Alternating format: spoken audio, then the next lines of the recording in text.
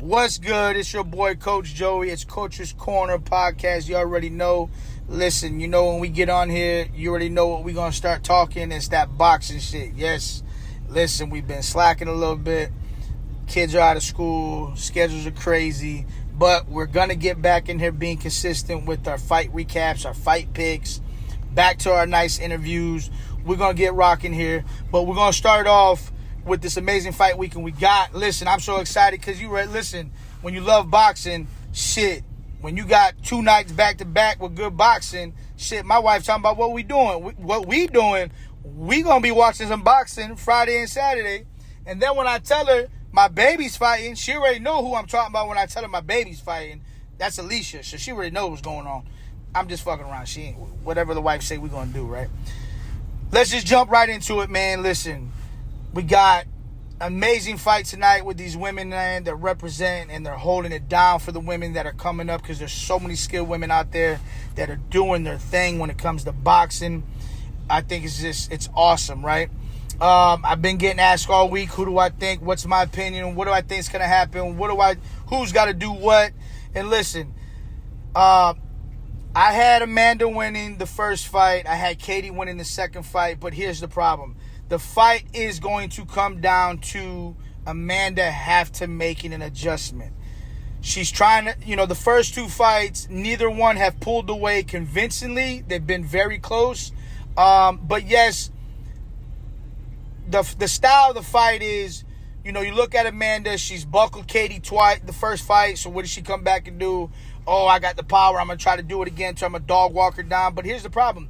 When you got another dog, and that dog don't want to give no space, now it's into a fight where it's going blow for blow.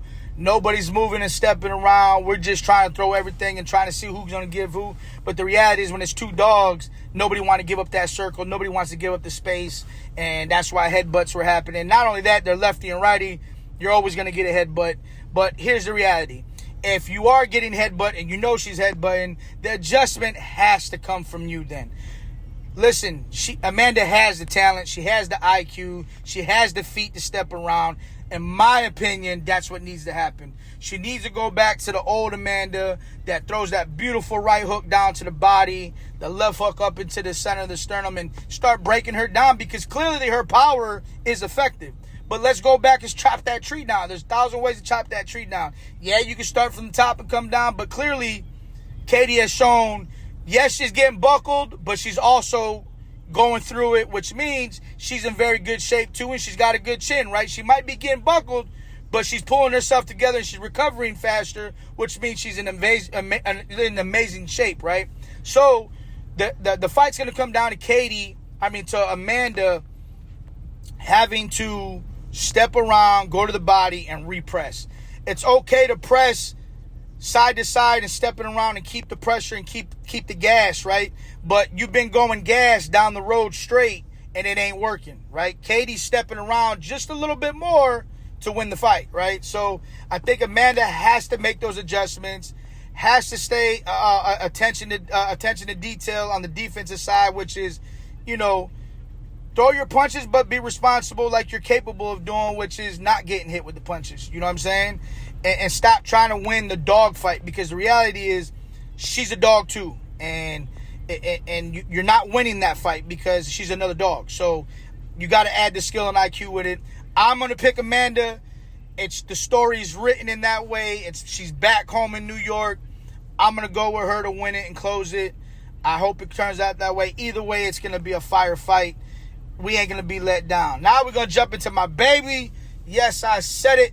Mrs. Alicia Baumgartner, listen, man, that's the future. That's the next star of women's boxing. I think she's got all the tangibles that make a fighter complete. She's a boxer. She's a boxer puncher.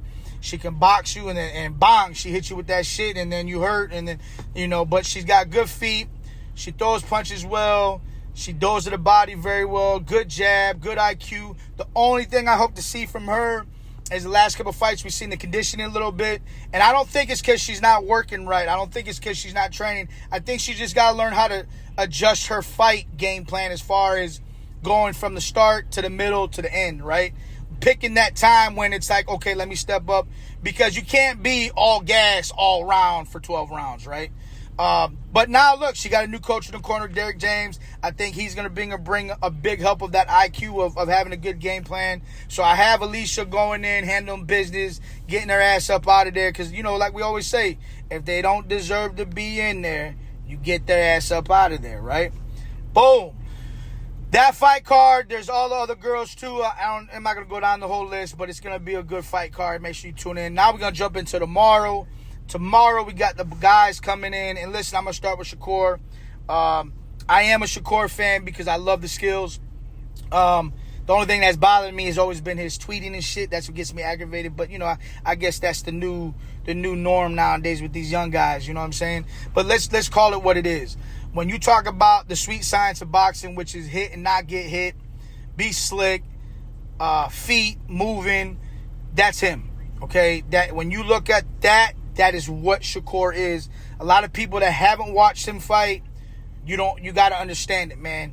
He is different. He is the master of his distance, and somebody that knows his distance very well is a hard guy to beat. Not just because of that, but man, he's got the speed, he's got the IQ. And listen, you ain't got to have the power to win, guys. Let me tell you something.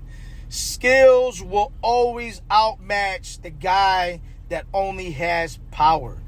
IQ, defense, feet are all going to outmatch a guy that can only go forward. So look, I'm going to say it. My opinion, everybody thinks this is going to be a tough fight. But if you ain't watched Shakur, then you don't understand. He's been in the ring with some dogs. He's been in there with Oscar Valdez, who's a dog. And that was easy work. Made it look easy, right? Then he was in there with Jamal Herring, where he's a dog. Made it look easy. Sometimes it takes the right dancing partner to bring that other dog out. And I think Zepeda is a perfect fit for Shakur to show everybody, I'm him. You know what I'm saying? I am him.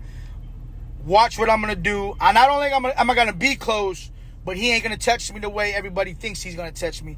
I personally think the fight ain't going to be what it is. I think Shakur is going to be a master of his distance. I think he's going to turn him. I think he's going to touch him because he's got a beautiful jab. He's going to beat him on the reset. And listen, he ain't got to knock him out. He just need to outbox the shit out of him, and he's very capable of it, right? Nobody's going to tell me one fight that Shakur's been in his whole career where somebody's touched him with a 3-4 punch combination. You don't see it. Why? Because he's very good at what he does. Whether you like it or not, it is what it is, right? So I got Shakur as my pick.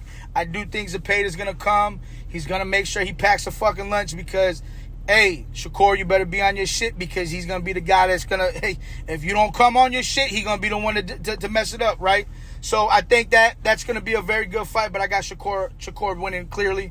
And then we're going to jump into the berlanga fight. Listen, man, to me, this is his biggest fight of his career. And the reason why I'm saying that is because, listen to me, Canelo wasn't his biggest fight because we all knew he wasn't going to win, right? We knew it was a win when it comes to the payday side, and we also knew that if he did lose, it doesn't hurt his career because you lost to one of the best fighters in the world, right?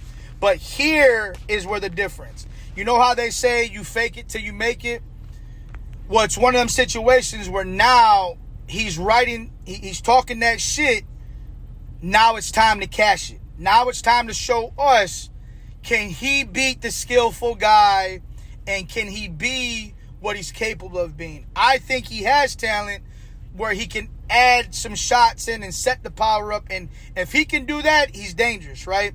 But if he comes here and he just thinks he's going to walk this Shiraz, I thought I was to say his name, and he's going to walk him down easy, it's not going to happen. This guy, you might not watch him a lot. Some people don't know him, but just because you don't know him don't mean he can't fight. Listen, when I watched his last fight, the guy fights very good on the outside. And what I mean by that is a lot of us coaches, when we see somebody long, we try to tell them to fight long. And it's hard for guys that are long to fight long because they like to get inside, go to war. But let me tell you, this guy did fight long. He fights very, very well long. And if berlanga does not come in with a jab or set shit up, he is going to be in trouble, right? But now, if he can get in and he can set some shit up, then I think he can hurt him and get his ass up out of there, right? But the reason why I say it's his hardest fight is because if he don't win this fight, it's going to go to the people of just saying you don't have the skills or the IQ that can match up to that higher skill set, right? Because you can talk the game, you can say you're this, you can say that, but in the reality, now it's the point where you talk the good game to get here, but if you can't do it on the night that it matters, nobody gives a fuck, right? Because that's the reality. That we ain't going to talk about his last fight. That was a taxi cab driver. We ain't even going to talk about that because we couldn't see if he learned anything, right? But tonight's going to show us, did he learn from Canelo? Did he put the skills together? Is he going to be able to put together a good game plan and go out there and do what he say he's going to do? For me personally, it is a 50-50 fight.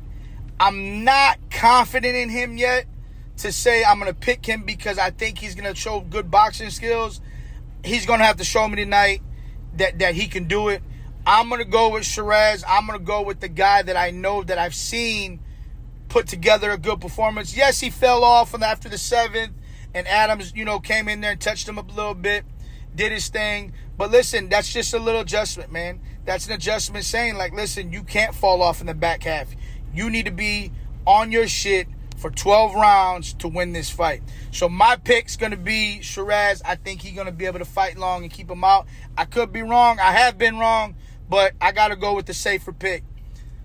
We go into those two fights. I also got Pulos Alberto beating Matias. I just think Matias is a flat-foot fighter. Yes, he's a dog, but like I said, when you can turn the dog and keep the combinations coming, keep them thinking, it's hard for a pressure fighter when you got to make a pressure fighter think.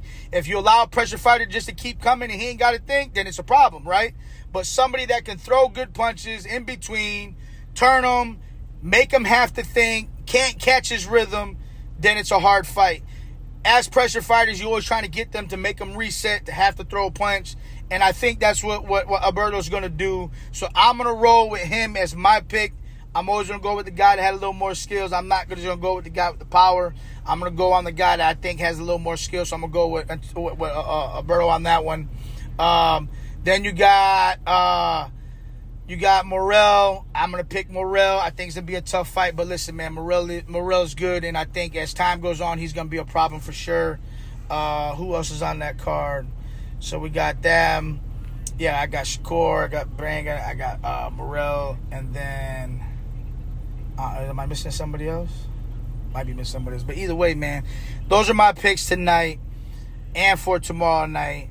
Sunday, we're going to hop back on and do a recap and see, am I full of shit or did I hit the picks and did I have the right game plan scheduled out for everybody? Either way, we're going to lock back in Sunday. Stay tuned. Y'all be safe. Enjoy the weekend fights. You heard?